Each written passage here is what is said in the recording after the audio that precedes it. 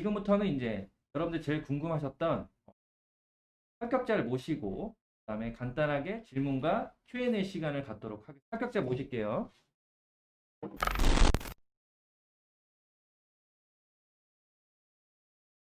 수험 생활 중 꼭 지켜야 할 게 있다면 무엇이 있을까요? 잠깐 조금 중간에 끊긴 점 좀 죄송하고요. 우선은 아까 저희 합격생이 말씀하셨던 대로 자기 패턴을 유지하는 대로 공부하라. 꼭 굳이 아침형 인간이 아닌데 아침형 인간을 강요하지 말라. 이런 거죠. 알겠습니다. 그럼 두 번째 질문 볼게요. 짜투리 시간 활용법. 특별히 짜투리 시간 활용법 있을까요?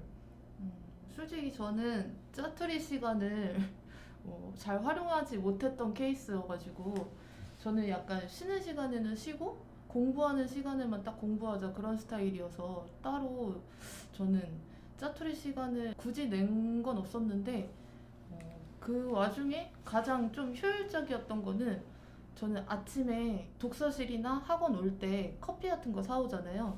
그때 커피 사와서 저한테 쉬는 시간 10분을 줬었는데 그 쉬는 시간 10분에 저는 단어를 한 3단원 정도를 10분 안에 그냥 쫙 봤던 것 같아요.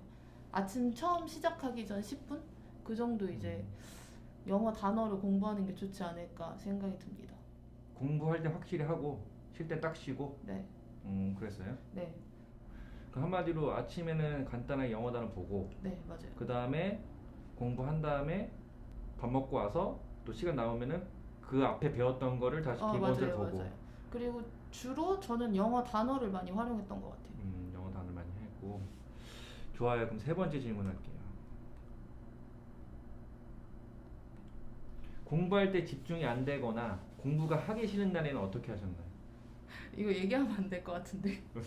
왜 그런 거지? 저는 공부한 지 저는 좀 오래된 케이스잖아요. 근데 저 같은 경우에는 어, 딱 집중될 때는 엄청 집중력이 강했고 그 다음에 집중력이 없을 때는 진짜 집중력이 안 좋은 스타일이어서 저는 공부하다가 너무 집중력이 안 좋다 그럼 집에 갔어요. 음, 음.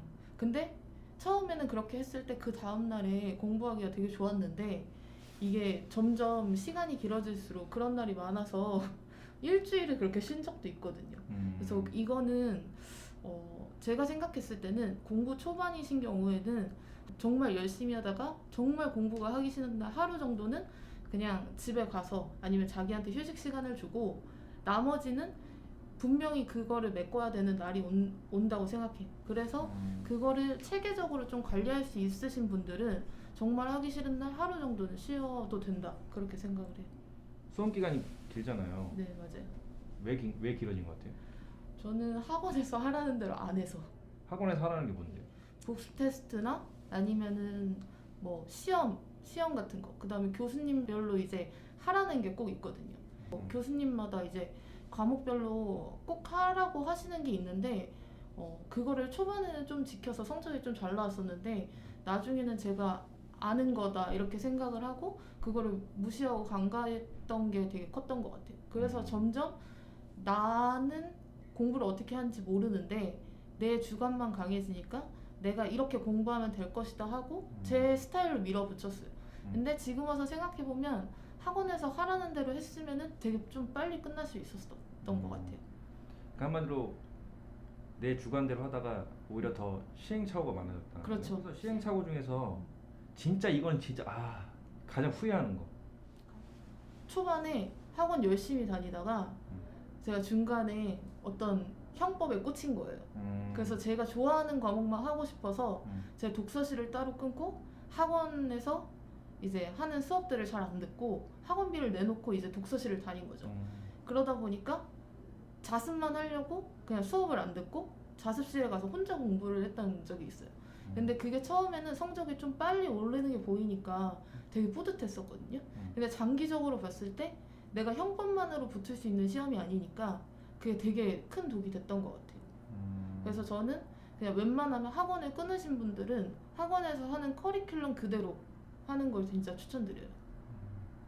네 번째 질문 갈게요. 이건 이제 22년도 학생부인지 잘 모르겠는데 이제 법과목 같은 경우에는 법이 바뀌면서 추록할 것들이 많아졌는데 합격생부는 효율적으로 추록을 하셨는지 궁금합니다. 가장 추록이 많은 게 뭐 법과목이잖아요. 근데 법과목 같은 경우에는 학원을 다니다 보면은 그 형법이나 형수법 이런 걸 책자로 만들어 준다든지 아니면은 뭐 프린트로 나눠 주시잖아요. 근데 그게 양이 한꺼번에 이만큼씩 오기 때문에 저 같은 경우에는 그냥 그거를 갖고 껴놓고 그렇게 보면서 다녔고, 그다음에 경찰학 같은 경우에는 저도 진짜 스트레스 받았던 과목 중에 하나인데, 그거는 이제 학원에서 주시는 것도 뭐 어느 정도 붙이거나 이렇게 해서 좀 쓸 수는 있었는데, 이게 한 번씩 양이 엄청 많은 달이 있어요. 그럴 땐 저는 그냥 한 번씩 책을 바꿨던 것 같아요. 너무 헷갈려서. 그러니까 어느 정도 딱 정형화돼서 추록이 나오면은 네. 그냥 그거를 이제 페이지에다 체크를 한 다음에 그냥 그 책을 같이 갖고 다니는데 이게 너무 자주 바뀌는 경찰 이런 것들은 그냥 과감하게 책을 바꿨다. 네, 맞아요. 괜히 추록 잘못했다가 놓칠까봐. 맞아요. 그것 때문에 틀린 경우도 많아요, 저는. 그런 경우 있어요. 알겠어. 5번째. 자, 이거는 이제 초시생 같아. 딱 봐도 수업을 듣고 복습 위주로 하셨나요? 아니면 기출 문제 같은 개인 공부를 위주로 하셨나요? 저는 뭐 이걸 딱 가르기보다는 수업을 듣고 내 공부를 하는 것 자체가 복습이잖아요. 그래서 저 같은 경우에는 뭐 예를 들어서 암기 과목이 있다 그러면은 암기할 그 강의를 좀 빠르게 배속으로 돌렸고 그 다음에 그 배속을 돌린 다음에 바로 기출 문제를 풀었어요. 그렇게 하는 게 제일 효율적인 것 같아요. 그럼 기출 문제를 빨리 푸는 게 좋아요? 아니면은 늦게 푸는 게 좋아요? 그거는 뭐 사람마다 성향 차이인데, 저 같은 경우에는 문제를 풀어야지 이게 구체화됐기 때문에 저 같은 경우에는 기출을 좀 빨리 접한 스타일이에요. 근데 기출을 풀었을 때 확실히 점수 올라가는 게 내가 보이고 계속 풀고 틀리면서 내가 이걸 틀렸구나 하고 체크하고 하면서 풀잖아요. 네. 그랬을 때 틀리면서 오히려 저는 그게 더 암기가 됐던 것 같아요. 그럼 보통 우리가 이제 초지상 했을 때 공부를 뭐 2개월 한 학생도 있고 4개월 한 학생도 있고 6개월 한 학생도 있고 8개월 한 학생들이 있는데, 그럼 기출 문제는 언제부터 하는 게 제일 좋은 것 같아요? 법과목만. 법과목만 봤을 때는 저는 이순환부터 추천해요. 그러니까 한마디로 한 해 정도 이론을 듣고 그 다음에 이론 공부하면 다시 기출 문제 같이 푸는. 그렇죠. 한 해독은 돌리고 그 다음에 한 해독 들으면서 그거에 맞춰서 푸는 거. 그게 저도 좋다고 생각해요. 처음에 법과목 몇 점 나왔어요? 처음 했을 때 두 달. 처음 2달 했을 때 저는 법을 좋아해서 저는 한 6, 70점대 나왔던 것 같아요. 엄청 잘했네. 근데 그게 다 알아서 그렇게 6, 70점이 나왔던 게 아니고 그냥 하다 보면은 좀 찍는 것도 있잖아요. 그러면 한 70점 정도 나왔던 것 같고, 근데 중요한 거는 4개월이 됐을 때도 70점이었어요.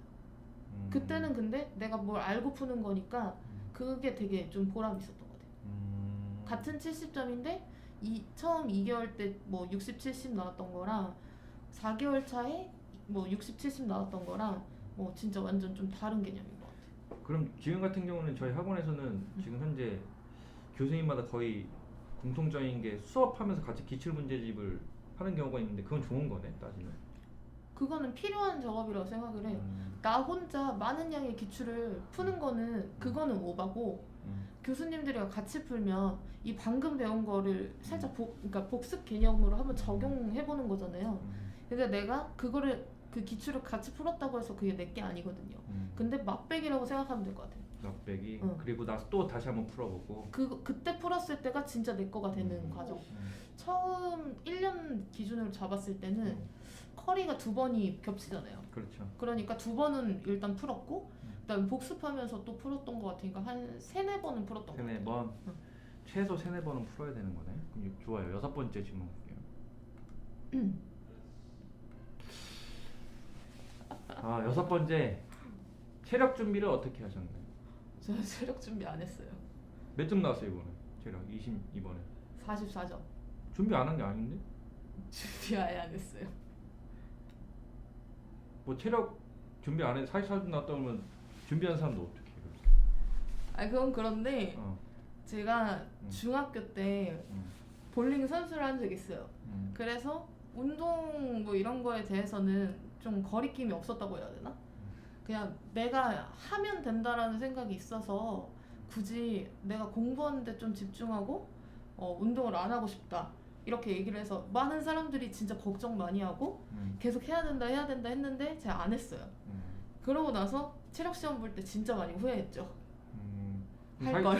44점 그래도 엄청 잘 나온 건데 그래서 그 과정 동안에 팁이나 아니면 뭐 시험장 갔을 때 팁이 있을 거 아니에요? 그렇죠. 그런 거 팁 같은 거 없어요? 저 같은 경우에는 엄청 운이 좋은 케이스라서 44점을 받을 수 있었던 거고 아예 체력 학원을 안 갔었거든요. 근데 막상 붙고 나니까 진짜 까마득한 거예요. 그래서 일단 뭐 체력 학원 부랴부랴 해서 이제 다녔는데 첫날에 진짜 토하고 나왔고요. 둘째 날에도 움직일 수가 없었고 근데 그렇게 하다 보니까 일주일 동안 다른 사람들은 막 미리 막 운동해놓고 이래서 그냥 쭉쭉쭉쭉 잘 나가는데 저 같은 경우에는 진짜 운동을 하는 게 너무 끔찍하고 맨날 울면서 운동을 했어요. 근데 저는 지금 공부를 하시는 분들이면 꼭 운동을 하는 걸 추천하고 그 대신 이제 운동을 하면서 팁이랄 것까지는 없고 저는 어떻게 했냐면 저는 하루하루가 진짜 죽고 싶었거든요. 근데 그 코치님한테 부탁을 좀 해서 그 전담 마크 그런 개념이었어요. 그래서 그 코치님이 거기에서 막 2시간 해가지고 하루에 막 4시간 하는 경우도 있거든요, 운동을.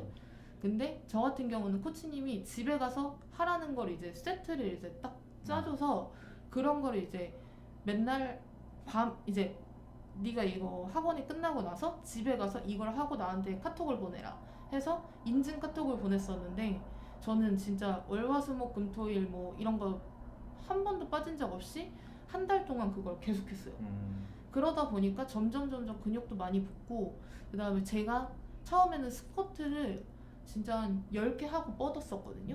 근데 그렇게 계속 하고 하니까 나중에는 스쿼트를 1분 동안 계속 시키는데도 버틸 수가 있더라고요. 그래서 저는 운동을 진짜 안 하신 분들이나 좀 못 하시는 분들은 그 기간이 다가왔을 때 내가 진짜 하루도 빠짐없이 그냥 꾸준히 매일매일 하기 싫어도 진짜 죽고 싶어도 해야 된다.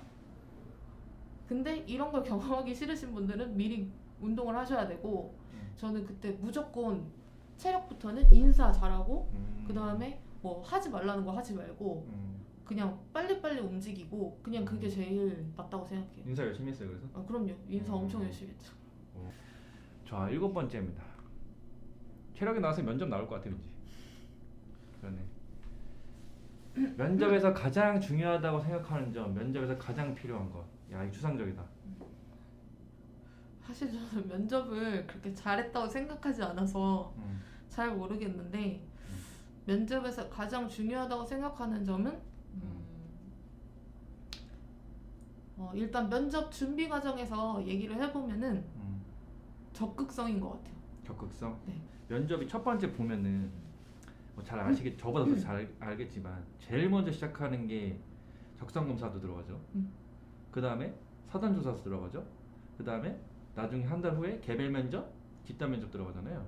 그러면 적성검사는 어땠어요? 적성검사? 적성검사는 그 경단기에서 적성검사 했던 거 있잖아요. 그거 했는데 그거는 한 번 꼭 들어야 된다고 생각해요. 왜? 적성검사도 이게 그 룰이 있더라고요. 그래서 나는 이렇게 생각했는데 이걸 찍어버리면은 약간 이상한 사람처럼 나오는 경우가 있어요. 그래서 어떤 대답을 골라야 하는지 얘기를 잘 해주시거든요. 그래서 그거를 모르고 갔으면은 진짜 적성검사가 꽈락이 나오시는 분들은 가끔 가다 있잖아요. 있는데 분명히 있는데 그런 분들은 아예 그 면접관들한테 올라가는 거기에 써 있다고 하더라고요. 적성검사 뭐 이상 있는 자라고 올라간다고 하더라고요. 그래서 그것 때문에 봤는데 저는 그거를 했기 때문에 사전조사서도 조금 더 좀 편하게 썼던 것 같아요. 그리고 자기가 했던 거를 잘 기억을 해야 돼요. 왜냐하면은 그 질문을 나중에 면접관이 물어보거든요. 다시 아까 이렇게 얘기했는데 뭐 이거 진짜 이렇게 생각하냐 이거에 대해서 다시 얘기해봐라 하면서 추가 질문을 하기 때문에 그거에 대해서 좀 많이 설명했던 거를 잘 기억을 하고 있어야 되는 것 같아요. 좋아요. 개별 면접 뭐 마지막 생각나는 거 있어요? 제가 진짜 간절한 마음이 있었고 그 다음에 이제 간절한 마음으로 왔다는 거를 그분들이 좀 잘 느껴주신 것 같아서 그래서 이제 좋게 봐주셨지 않나. 마지막 질문 들어가겠습니다. 자, 이 질문이 나오네. 음. 내가 다시 처음부터 공부한다면 나는 이 수험 준비를 어떻게 할 것이냐. 초시생으로 돌아간다면은 저는 여러 과목을 다 편식하지 않고 그냥 진짜 골고루 할 것 같아요. 저는 되게 심하게 왔다 갔다 하면서 좋아하는 과목만 했기 때문에 좀 오래 걸렸던 것 같습니다. 그렇군요. 진짜 마지막으로 하고 싶은 말은 학원에서 보는 시험 같은 거 있잖아요. 그 보통 마킹 안 내고 맨날 자기 점수 숨기고 이런 친구들이 진짜 생각보다 엄청 많거든요. 엄청 많아요. 항상 제 위치를 보면서 그걸로 이제 좀 더 열심히 해야 되겠다 이런 걸 많이 느꼈거든요. 그래서 무조건 시험은 하나도 빠짐없이 다 보세요. 알겠습니다. 합격자 Q&A 들어주셔서 너무 감사하고 다음엔 또 새로운 또 버전의 이제 라이브 토크쇼가 진행될 예정입니다. 여러분 감사합니다.